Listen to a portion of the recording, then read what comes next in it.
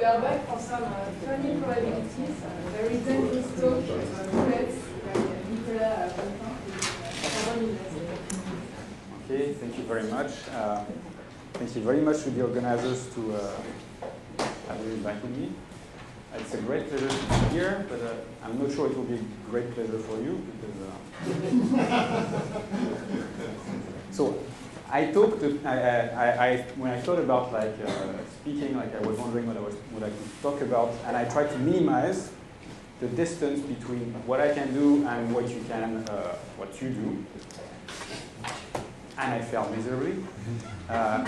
So then I said, well, it's Thursday, last day, then let's make it recreation. And so I'll talk about a puzzle problem, and so hopefully it's fun, and so we'll see. You can tell me at the end, or not. Okay, so I'll tell you about the combinatorics of the bullet problem, so I'll tell you right after what it is. And it's some work that I've done with Jean-François Marquet, who is at the Labrie in Bordeaux. Okay. So what is this bullet problem? So first maybe I can tell you where it comes from. So basically, we heard about that problem a number of years ago in an infinite version that I'll tell you about later. But it also appeared in a finite version in a puzzle website at IBM's, when they asked to compute a certain probability up to 10 digits. Okay, so let's see what it is about. So the problem is the following. So you will shoot n bullets, one after another, at times 1, 2, 3, 4, n. And these bullets have random speeds, uniform in 0, 1. But the specific thing is you always aiming exactly in the same direction. So you assume you have a tripod, and you shoot your gun exactly without moving the direction, so that basically all the bullets follow the same trajectory. So now, if they don't interact, well, you just have n bullets, you have random speed, and that's it. Except that they do interact. Okay? So when two bullets collide together, they annihilate and disappear. And so the question is, what is the probability Pn that all bullets pairwise annihilate? Or you can also ask, what is the distribution of the number of bullets that survive forever? Okay, so the one that will actually never be hit by anyone. And okay, so there are easy things. If n is odd, Pn is 0. That's fine. And then so you look at that website, and so when we worked about this with Jean-François, we came to that website by some other way, and then we tried to understand what the people were saying. And so they had an exact formula for Pn that was based on the recursion. That's cool, but we didn't understand the proofs. Okay, so then I'll tell you about that. Okay, so the general idea that we saw is this kind of recurrence. Okay, so the idea is what? You have n bullets. What you want to do is take two that do collide, remove them, and do an induction on the rest. Okay, so if you do that, you expect that you would have a recurrence relation for Pn that hopefully you can solve. Okay, good. So now let's try one way. So you can look at the fastest bullet. Okay, there are two options. So if the fastest bullet is shot first, well, no one is going to catch it. Okay, so that one will survive. And then you can look at the n-1 that are shot after and see among those if they all pairwise annihilate or not. Okay, and they won't. But if you look at the distribution, you can look at some recurrence on that. So with probably 1 over n, it's shot first, and that's it. You're done. If it is not shot first, well, that one will catch up someone. Okay? Unless that someone was caught by someone else before. So anyways, some two bullets will have to annihilate. You remove those two and induct on the rest. And so if you take that recurrence, it looks like if you call xn the number of surviving bullets, it should satisfy the following thing. So with probably 1 over n, you add 1 to xn minus 1. and with probability 1 minus 1 over n, you just return xn minus 2. Okay, good. Except it doesn't work like that. Because inductions are nice if you verify the hypothesis. And we didn't verify anything. Okay? In particular, in some cases, they are clearly not satisfied. Let me tell you why. If you annihilate any two bullets, first, there will be a hole. If you remove that two bullets, well, the distances between the bullets are not the same anymore. So there's just no way the distribution is the same. Okay, period, finished. It's false. Even if you expect that maybe there's some averaging thing that actually occurs, well, it's not even clear that when you do remove these two bullets, the distribution actually works out. Because when you go down in the reduction, if you have removed two bullets in the middle, well, when you put back everything together, you should still make sure that these two bullets actually do still annihilate together. So there are constraints. No one should actually go through the trajectory of these bullets. So it looks like it is very nice, but there's just no way it's true. Okay? Well, except we'll see it's actually true. But not for that reason. Okay, so the thing is, if you want to actually just compute that probability, you see that you can actually make everything combinatorial. Okay, and you can try to make everything combinatorial and hope that the result will be the same. So let's try this. So you take a vector of arbitrary speeds, v1, v2, vn, and you take a uniform permutation of n, and then you'll just decide that the first bullet will be v sigma 1, the second bullet will have speed v sigma 2, and so on and so on. Okay? So you just basically permute the speeds that you have in your vector, shoot these speeds precisely, and look at the distribution of the number of surviving bullets when the permutation is uniformly random. Okay? Okay, good. But so there's one thing that if you want to actually try to come up with a proof I just noticed, I just tell you, when you remove two bullets, the delays between the bullets do change. Okay, so that means that maybe you should try to actually change the distances between or the delays between the bullets as well. So let's do this. So you take a vectors of speeds, v1 to vn. You take a vectors of delays, let's say delta 1 to delta n minus 1.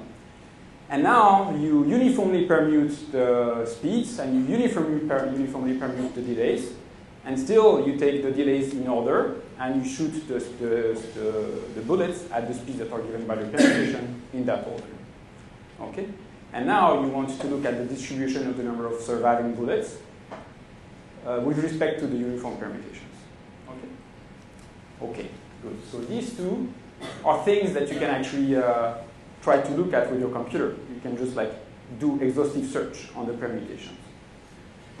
Okay, good. So let's just look at the distribution that we talked about earlier. So this will be basically the main object that we will be talking about.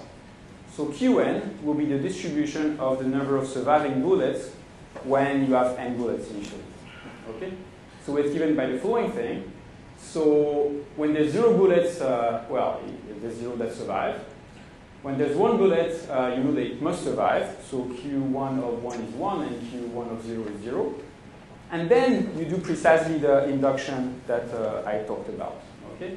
So with probably 1 over n, you take Qn minus 1 of k minus 1. That is, the one you shot will survive. So at level n minus 1, you should have k minus 1 that survive. And with probably 1 minus 1 over n, you should look at Qn of Qn minus 2 of k. Okay, so it's precisely what I talked about before. So now, in other words, it looks like if you take a random variable or a sequence of random variables that are distributed according to Qn each, you do have x0 equals 0, and then xn is distributed as a Bernoulli times 1 plus xn minus 1, plus 1 minus the Bernoulli times xn minus 2, and the Bernoullis are independent Bernoulli 1 over n. Okay? And this, you can just do exhaustive search on the permutation for small values of n and verify that it indeed works. Okay? So it works for that model, and it works for that model as well. So the distribution of number of surviving bullets is precisely this. You can count the permutations for which it works, and just verify it's always the same. Okay? So also, it's independent of the speeds, and independent of the delays. Okay? Up to, if the thing is well defined, of course. Okay. I guess you still need the probability of 3 colliding. Yeah. So I'll come to this later. Look, if you have this, then of course you need to decide what to do. Okay, if it's well defined, then it works. Okay, good. So the thing is, when we looked at that website, we could not understand the proofs, but these guys could, what they had noticed, by whatever reason, whatever ways, was that that distribution was also the same distribution as some other well-known models. Okay, for which you do have the recurrence. Okay.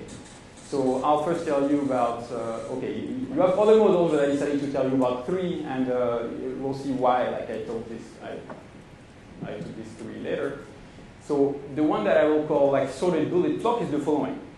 So you will shoot the bullets one after another, and you imagine that you have a flock of bullets that actually fly in time, and they are sorted from lower speed to higher speed, okay? And they fly together.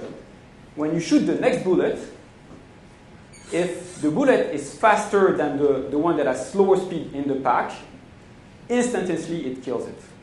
Okay? Or if it's slower, then it just like inserts itself below. Okay, so that's that model. So either, so you start with like 0 an empty pack, and you add to your pack the current speed if it is smaller than the lowest in the pack, or if it is bigger than the lowest in the pack, it just kills the lowest one. Okay? And so here the parameter that you want to look at is the number of bullets in the pack at time n. Okay, good. Another one is you can consider a uniform permutation on the symmetry group sigma n and look at the number of odd cycles. Okay, so I don't know if everyone is like familiar to this, but a permutation is just a bijection of n into n. Okay, so you can see it as like a graph, directed graph, where everyone is in degree 1 and out degree 1. So that means that that directed graph is just a bunch of cycles. Okay, and so here I didn't draw the arrows, but like assume that it's just rotating in the clockwise order, or counterclockwise. Okay, so it looks like that. So you can look at the number of cycles who contain an odd number of points. Okay. And so the parameter of interest in that model will be that number of odd cycles in a uniformly random permutation. Okay. And finally, another one will be what I'll call like two-step tree on the integers. Is the following. So you just like take all the integers, and from every single integer bigger than 1, you'll make a single arc that actually goes either to, so if we consider n, it either goes to n minus 1 or to n minus 2, and it goes to n with probably 1 over n. Okay? And that's it. So you have a number of Bernoullis for each integer, and that Bernoulli just tells you, should I go there or should I go there? So you get a tree on n. Good? Okay, so now in that model, the parameter of interest is so you see that from any integer, there's a unique path to 0. Okay, the parameter of interest is the distance between, say, n and 0. Good? Okay. Okay, so what I'll try to convince you about is that for every single of these models, the distribution is Qn. Okay? So for all the bullets model, and for this model, let's say the bullet flock model, the odd cycles, and the two-step tree. Good. Okay, so in particular, I told that already, it's like the distribution is independent of the vector of speeds and the vector of delays up to degenerate cases. Okay? Something else is like if you take fixed delays that are not 1, 1, 1, 1, 1, and they are not permuted, the result is false. Okay? So the distribution is not independent, is not the same. Okay? So that means that when you remove bullets, you have to be pretty careful. Because when you remove bullets, you now have delays that are not 1, 1, 1, 1, 1. So you have to be very careful about what you do next. Okay? And also, you cannot make it stronger, in the sense that if you look at the identities of the bullets that do survive, this is not independent of the vector of speeds. Okay? Okay, good. So there's a number of traps that you have to avoid just because of these remarks. Okay, so from this, you can find like basically the distribution for provided all bullets pairwise annihilate, which is what you would expect, is exactly the product of the 1 minus 1 over 2i. Okay? And it is 0 if n is positive. Good. You can also look at what is the growth of that. And then looking at the growth, it's just like 1 over root n. You see that you can actually compute that like numerically. Because if it had been exponentially small, then there's just maybe no way you would have actually computed Q20 up to the 10th digit. Okay, good. So when you look at this, it's not quite clear like how the people actually came up with that answer, except from like a wrong argument or an argument that we don't understand. Okay, so maybe one nice like thing is like basically once you have the distribution, you can crank up everything. You can look at the limit distribution. It's Gaussian. Expected value is a half log n, and value is a half log n. Okay. Okay, good. So now I told you like all the distributions are the same, but still I'll classify them in two groups. Okay, there's a group that I will call I'll call hard, or hard enough that we could not figure out an easy proof, and the easy ones that were either well known or that are easy to figure out. Okay, and so the hard ones are all the bullet problems, and the easy ones are all the others. So sorted bullet flock, odd cycles, two-step tree, and there are a number of others. Okay. Okay, good. So I'll first tell you about like the easy models, so that we familiarize with like that induction. And so maybe the easiest is that's to step on n. Okay. So why does it satisfy that distribution? Well, you see, you want to go from n to 0. You just need to look at what is the Bernoulli of n. Where does it tell me to go? Okay. It tells me to go either to n minus 1 or to n minus 2. Then it's fixed. And conditionally on where you arrive, well, the distribution is completely what it should be. Okay. The Bernoullis are independent. Therefore, the graph from the ancestor A to 0 is completely given by the right Bernoulli, so there's no problem. The distribution is satisfied. Therefore, you do have an induction, period. Finished. Okay? Okay, for the sorted bullet flock, it's a little bit more tricky, and but you can realize that clearly only depends on the ranks of speeds. Okay? Because every time I just look at whether the bullet is faster or not from the lowest in the pack, and I just kill the lowest one. Okay, good. So let's just consider the slowest bullet. Let's say it's shot at time high. So because it's the slowest, it clearly does not influence the one that were shot before, because it will just insert below below the pack.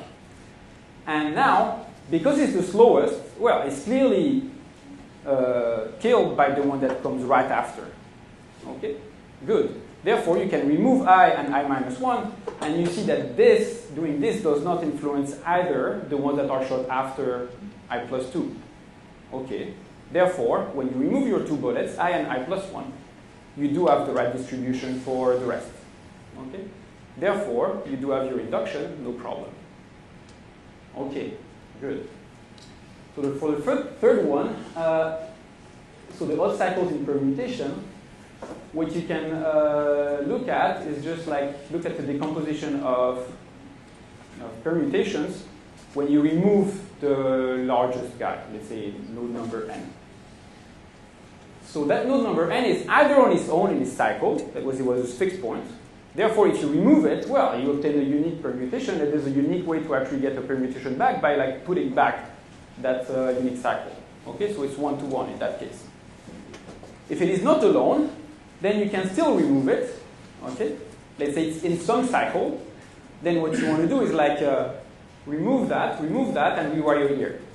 Okay, so there's one way to actually get a unique permutation. And now, to actually, if I give you this, there are n-minus way to actually put it back. You need to just like choose an arc, split it, and insert it. Okay? So basically, it's not 1-to-1, but it's n-to-1 or 1-to-n. Therefore, you can compute everything. You're done. Bijection. Okay. So you're good with that. So for all these, you see that it's fairly easy. Okay. So now, before we actually go to the harder ones, I'll just tell you a little bit about like that infinite version of the problem that we were trying to work on initially. So the infinite version is the following. So of course you need to change the way the question, but you just like shoot an infinite number of bullets, uniform speeds, and so again like at time 1, 2, 3, n, etc. And for the same reason, two bullets annihilate if they collide. And what you want to do is it possible, or what is the probability that some bullet survives forever? Okay? Or you can convince yourself that it's the same as like checking whether the first bullet has a positive probability to survive. Okay, so now for this, what's expected? So it's expected that the answer is yes. The first bullet does survive with positive probability. But if you look at the function that is actually the conditional probability given the speed of the first speed, that has a phase transition. Okay? Either it's basically unnatural. So if the speed of the first bullet is high enough, there is some chance that it is not caught. Okay? If it is too low, well, there's just no way. Okay? There will be a massive amount of bullets that actually come after it, and it will die. Okay. So there's this phase transition. Of course, it's expected. Okay? So it's been proved in a case where there are only finitely many speeds, and when the first guy has the second fastest speed. Because of course, if it has the fastest, that's good. Okay. Okay. Good. So first we thought like maybe first step is like look at the finite model and then see what it is. But without a surprise, so the Qn are just the marginals of this process. Just tells you precisely how many bullets survive when you have shot the n first. That does not tell you anything about that. Okay? And also, you can convince yourself that this is true by the following thing. So for this two-step tree, if you look at the distance from 0 to n, it essentially grows. Okay? Not quite, because you can have like one step back, but it's essentially monotonic, so it does converge to infinity because the expected value is a half log n. Okay?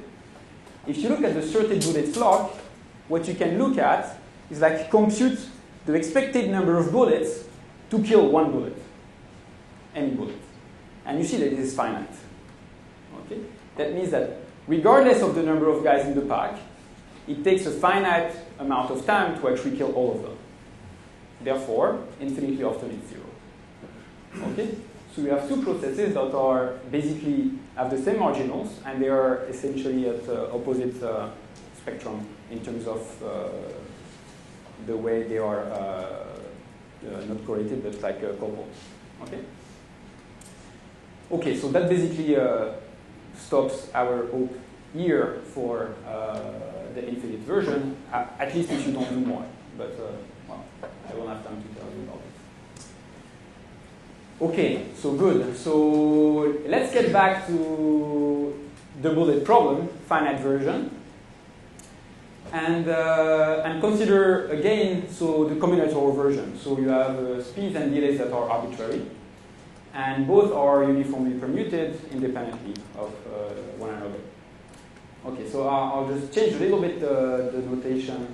So the speed vector will just be v, v1 to vn. The delay vector will be delta. And I'll call that v delta the parameter. Okay? So a priori, you have one distribution that depends on that parameter. So now, given a parameter, there will be some configurations. Okay, the configurations will be what is the precise the permutation that you use for the speed, what is the precise permutation that you use for the delays. Good? And then for a given configuration sigma tau, you'll just permute the v's in that order and permute the delays in that order and just shoot according to the cumulative sums of the delays. Good? Okay. So once you have that, you can just have a geometric representation of the problem, and that will help us to actually realize what actually happens. So you have what I call a space-time diagram, which actually contain exactly the actual trajectories of the bullets. Okay. So we see this. So horizontal axis is time, vertical axis is distance from the barrel. And, well, you just have trajectories like this. When you have a collision, the bullet disappears. So that's it. You have something that looks like that.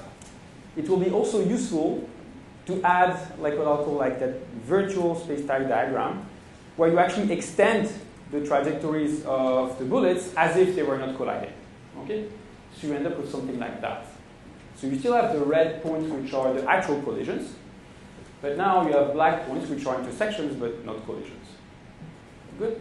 So you have that. You have either a sequence of half lines or a sequence of segments that is containing these half lines. And if you have either, you know everything. Yes? Is it correct to think of adding, for instance, the times which are equispace and the speed then which are transparent? Or is not equivalent? It's not equivalent. Okay, the thing is, you can distort the speeds, but now, if you have a fixed v and a fixed delta, for a fixed v and a fixed delta, you can do it. Yeah. But then you'll see that I want to remove bullets. If I want to remove bullets, I want to actually distort the deltas, and so I want to keep it this way. Okay, so that basically everything is fixed forever. You'll understand later, maybe, or we can talk about it later. You could transform the representation, of course. But I'll take that one. So of course, that thing depends on both the parameter and the configuration. So for every parameter, I have a bunch of diagrams, and for every configuration, I have a single diagram. Good.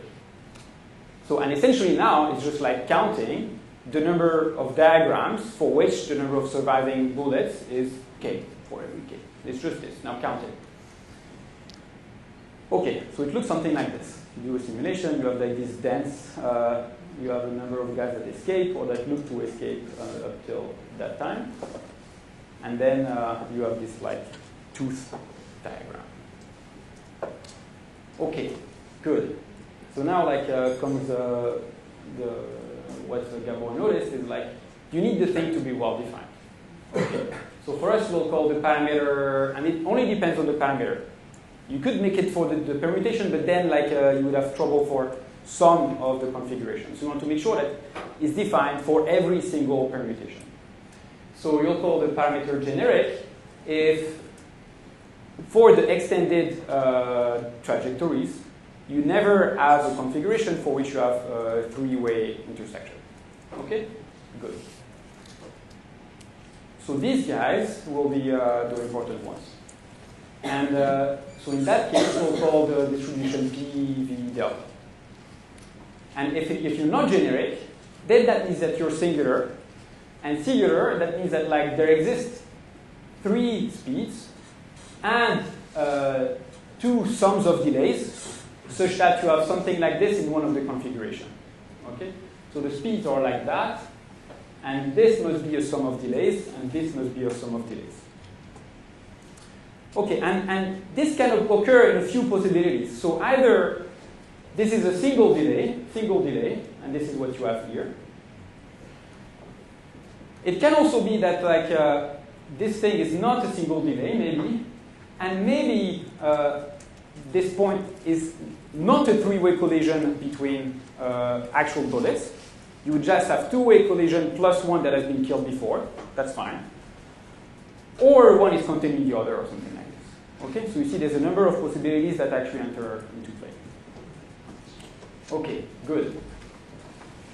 So now I'll come back to why it is not clear that there is actually induction in that problem. So the first thing is difficult to identify a canonical pair of bullets that actually do disappear. Because if you look at the fastest, well, this is the fastest one is here.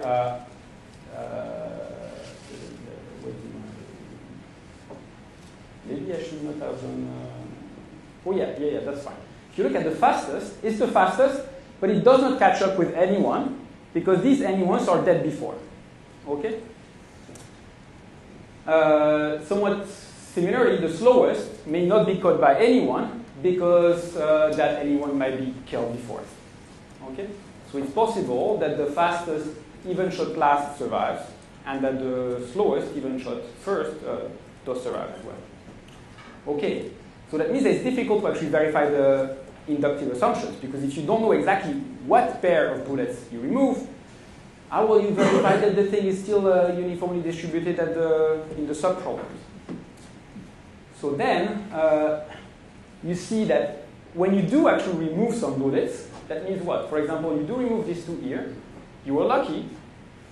You have some small triangle that actually is a collision between two bullets. You remove it. But when you remove it, that thing is not uniform anymore. Because you know that no one can actually hit that. Because if it was hitting that, then you would not have that triangle. Okay? Therefore, it's not only that it's difficult to verify that the conditions are satisfied, it's just that they are just not satisfied. It's just false. Okay? So that means that if that recurrence relation is correct, that means that it comes from some very tricky, like compensation thing between distributions that are actually not distributed in the same way at lower levels. Okay? Okay. So now, there's still a bit of hope because there's one single case in which what I said before is actually true. Okay? Because if the minimum speed is 0, then you know exactly that that guy has to kill someone. Because you see, either you shoot it last, and that's it, it survives, or you don't shoot it last. But if you don't shoot it last, when you shoot the next bullet, it's still in the barrel. It doesn't move. Therefore, it has to kill the next one. Period. Okay? So if the minimum speed is 0, you can make a one step of the induction. And that's fine. Either it's last and it survives, or it's not last, and that very one is killed by the next one. So you have a canonical decomposition. Except, well, so first you remove the 2. You still have a hole. Okay, so you still have the problem of the hole because the delays are now modified. But the rest is unconditioned. Okay, that is only one step of the recurrence. And the delays are modified, but you could hope that if you prove that the distribution is actually independent of the speeds and of the delays, then you would be good. Because then you would just like lower the second minimum speed to 0 and continue and obtain like complete recurrence. Okay, so that's the goal. The goal is that prove that it's independent on the delays, which is crucial because you leave a hole, and that you can lower the minimal speed to actually make that one-step argument work. Okay, so let's go. So one thing that is actually convenient is to introduce, let's say, a function that actually encodes everything. Okay, so I'll call that topological colliding scheme, whatever, like TCS, or it doesn't really matter. So what matters is that that function tells you the following. So it will be a function that depends on the parameter, the speeds and the delays. And now it will have 5 arguments, 2 permutations that are the configuration, and 3 numbers that are basically indices for bullets. Okay? And that function will be either 0, plus 1, or minus 1, according to whether the first two indices correspond to bullets that don't intersect. Okay, 0. If the first two bullets do intersect, then what you want to look at is the point of intersection below or above the line that corresponds to the third bullet. Okay? If you have all this, you know everything. Okay? Because you know precisely who goes first among the bullets, and you can recompute everything. Okay, so it's just a combinatorial function that tells you all the information. So clearly, that function determines the distribution. Okay? And second, that thing is locally constant if you're not degenerate. Okay? Because if you're not degenerate, you can find a small open in which they're still not degenerate. Okay, good. So that will be useful to actually basically move a little bit the function to actually go to parameters that are actually nicer to deal with than others. Okay, so now it is the following. So I told you you want to actually lower the minimal speed and try to keep track of what happens. Okay, so what happens as you lower the minimal speed? As long as you remain in the same cell of the function when it's constant, well, nothing happens. Okay? So the distribution may only change when you change cell. And you change cell precisely when you cross a singular parameter. Okay? Because basically it is exactly when that red point will be on that line, which corresponds to a situation like that. Okay? So now let's see what happens if you actually just forget about the fact that that you do change things. Here, the minimal speed, it's like slightly above the critical point. So that means that that one survives locally around here. Now, when you make it lower, what actually these two will match together. And the one that survives is the one that actually shuts there. Okay? So you see that that can like create insane avalanches. Okay? Because you swap that surviving one by that surviving one, and then you can swap others and others. So you will have an avalanche of things that actually change, and you want to control that. Okay. So now here is why you want to have something that you can move a little bit around your point that is generic. Is like you want to avoid places like that. Okay? And you can convince yourself that you can, because everything is finite, you can do it.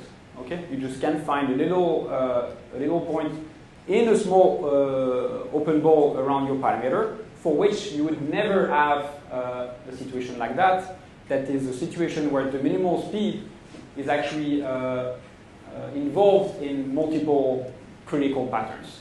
Okay? Like that. So you want to deal with like these avalanches one after another. This is essentially only what you have to do. Okay. So the second thing that you can actually do is like basically reducing to cases that matter. Because recall, we're just counting permutations. So you see, for the permutations that do not contain a critical pattern, well, it doesn't matter. You lower the minimal speed, it doesn't cross anything, therefore you're fine. Okay? Now, if the configuration contains the patterns, but that pattern actually is not realized, in the sense that one of the three bullets actually didn't make it to that point, well, still, you're lowering the minimal speed, everything is continuous, it doesn't matter. Meaning, in these two cases, you can prove that even if you do change cell, it doesn't create a change in the distribution, because the configuration are all in one-to-one correspondence with each other. Okay, good.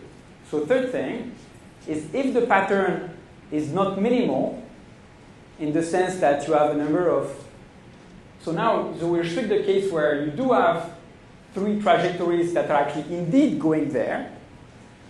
If you have like thing inside, you can just like by a bijective argument remove those, deal with that because we're doing induction. This is a lower size, therefore it should be done by induction. So you can just like restrict yourself to cases where it's empty in the middle. Okay? So now you only need to consider the configurations that are of that type, exactly at the critical point. And you want to know what happens exactly when I cross the point where it used to be that that one used to survive, and now that one survives. Yeah? The last part? So my plan is to do an induction. Okay? So that, you can prove that you can remove it and then put it back. If when you remove it, that's fine. When you put it back, it's still fine because I didn't change the number of surviving bullets. Okay? And it's fine back because of induction, because I did remove some bullets. Good? Okay, so now we're only dealt, you have to deal with this. Okay, so now to start to actually be, so remember, so I want to introduce one more problem, which is the actual one that contains all the parameters to actually, that you have to control. Because here it is. That will be the length of the critical pattern. And you know that when you change speed, you will basically switch from a line that is shot on the left to a line that is shot on the right. Okay? So you want to compare these two things, where basically you have, this is fixed. You either shot someone on the left, I'll call that left with restriction, or I shot someone on the right, right with restriction. But again, careful, because you know that you are in a situation like that where all three bullets actually make it to here. Okay? So you want that one you know will disappear with either, so you want to remove it. But now one of these two will survive, but now you have constraints. Okay? Because they cannot be killed. That one is fine. Why it's fine? Because it's the lower speed. It's the lower speed, no one can actually hit it from the left, because it means it would be lower. Okay? So there's no constraint on that. But here, there's a constraint. You know that no one can actually come here and hit it. Okay? So that means that in your problem, you need to actually consider that less restriction where you have a specific segment that actually is forbidden to hit. And in general, what we'll ask for is that basically this LR, V, delta, blah, blah, blah, is the number of configurations. So then you permute everything. These are still stuck together, such that the number of guys that hit the segment S is contained in the set K, and for which in the end you have K surviving. Okay? So what you want to prove is that the cardinalities of these two things is the same, whatever A, whatever K, whatever delta, whatever V, whatever S. Okay. So that's the plan. And actually, you can actually restrict yourself to either A is 0, or A is everything, or A is at least 1. Okay? So that's it. It's either hit, not hit, or no constraint, basically. Okay, good. So now comes the nasty induction. At some point, you need to do an induction, and you know it has to be nasty. So I will not enter into the details of that. But this is, okay, I don't say that you don't have an easier proof. But this is what we came up with. So you need all these things. P1 basically tells you that the distribution is what it should be. Okay. P2 tells you that the two problems here have the same distribution. And well, it's a combination of 2 and 3, so you need both. And for yes, so let's say these two tell you that the problem LR and RR have the right distribution, but they are just split into pieces because, like, you see that if you know that the length of the segment is 0, then well, no one can hit it. Okay, so it's like there's a case that actually you can put aside and like deal easy. So this is what you want to prove. And so really it's proving by induction that whole thing is true. Okay, so I will not do it because it's not nice, but I'll show you a few of the cases that you have to deal with. So one example is like if you consider A that is n minus 0, okay? That means that your specific segment, has to be hit by someone. So in that case, what we do is like you consider, so you again fix configuration per configuration. And for a given configuration, you can look at this, the bullet gamma that is the lowest that actually is that guy. Okay? And so because it's the lowest, you know that that one is not hit, and that one has no constraint anymore. Because you've already used the constraint. The constraint was it was hit. Okay? So now, when you have this, it's, there are two ways. So either that guy makes it across the triangle, or someone catches it with it before. Okay? So either it's killed inside the triangle by someone, or it crosses. And it's crucial because you know that when you will flip from that line being shot to that line being shot, if the one goes through, that one will actually stop it. Okay? So you end up with something like that. In the case where the gamma goes through, you can look at like the LR case. The LR case is you shot the bullet from the left.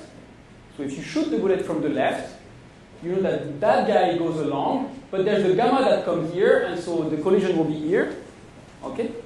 You know that because this is the lowest and the lowest, there's no one else in the blue triangle, and then you can actually just like remove it. If you consider the case where you shoot the bullet on the right, you still have the gamma, but the bullet from the right comes here, the collision is here, you can remove it, and you see that in these two cases, nothing changes except in that blue triangle. Okay? Therefore, there's a one-to-one correspondence between these two models. Exactly. Okay? You don't need induction. They're exactly the same distribution. Because for every configuration of the top, I can make a configuration of the bottom and reverse. Okay, so that one, done. No induction. So now there are cases where you do have induction. Okay? So let's look at the case where the gamma is set by someone inside the triangle. Let's say gamma prime. Okay? So if you shoot from the left, what happens? You know that these two will collide together, okay? But they do collide together. So what you want is like remove these two and see what is the new constraint. As we've seen, there's no constraint in this because the constraint is used here. Yeah? So the only new constraint is that that one makes it up to that point. Okay? So that means that like if I remove these two bullets, I just need to recall that that one cannot be hit by anyone. Okay? So that's how you go down induction. I remove two bullets, keep some constraints, and that's it. And what happens in the case where you shoot from the right? If you shoot from the right, it's similar. Okay? What you know is like these two will mash together, that guy goes through, and what you also know is that it was not hit by someone, so there's again like some new constraint on the segment, and you see that you basically transform some left model into another left model, and a right model into another right model. Okay, so but you see that doing this, you still didn't compare the two. Okay, so but basically these are the kind of cases that you have to deal with. There's a number of them that are all of the same kind. There's another thing that you need to do that I don't want to talk about is you remember that I'll just tell you why. Like at some point, I told you if you don't permute the delays and the speeds independently, you're dead. It doesn't work. And here, I don't. Because you see, that specific length here will always remain attached to one of these two bullets forever. And so you see, like, there's just no way with only this kind of argument you will make it, because like there's some attachment between the two permutations that will not be released. Okay, so there's another argument that you need to deal with, and the other argument is like decreasing that until they're the same. Okay? but it does work. I want to stop here. Thank you very much. And look at boundaries with the track.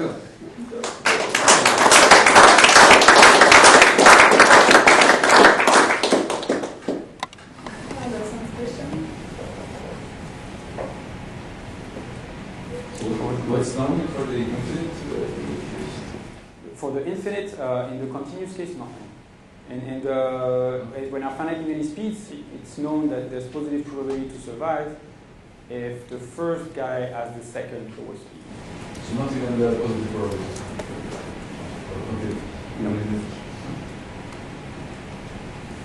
So with Jean-François, we discussed like ways to actually strengthen things. So you see that you can have inductions if you you don't only want that the bullets pairwise annihilate, you would like that the pairwise annihilate in a certain region that is a triangle.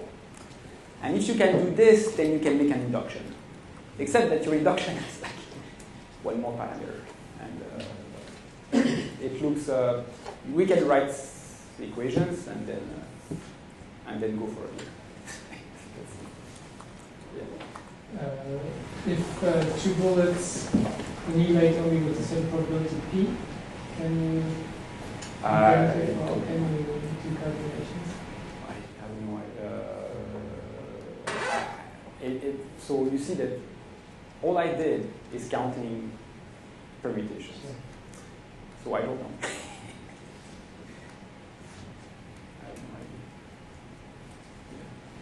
So from your reference, you can probably attend the distribution when the bullets are not shot uniformly, like from your initial problem, but with arbitrary distribution? Oh, yeah. Arbitrary continuous distribution, and also you don't need that the bullets have constant speed. And what does it look like then, the distribution here? Like at the limit? What do you mean the distribution at the limit? So if you take not uniform, but you take some for example. Well, it's the same. It doesn't depend on the distribution. It's only combinatorial. It only depends on the ranks. Well, okay, it's what I said is false, but you see this is something that is combinatorial underneath, and it doesn't depend on the distribution. And it's worse. Like you see that in the diagrams, it's worse. It's actually better. The diagrams that I have, like the speeds have like trajectories that are in space-time straight lines. They don't have to be straight lines. If you take any curve that is monotonic increasing, that's fine. It will work. The same thing will work because it's just like a mapping of, say, the plane into itself, where everything that is below, okay, you have like a homeomorphism between the two. It's fine.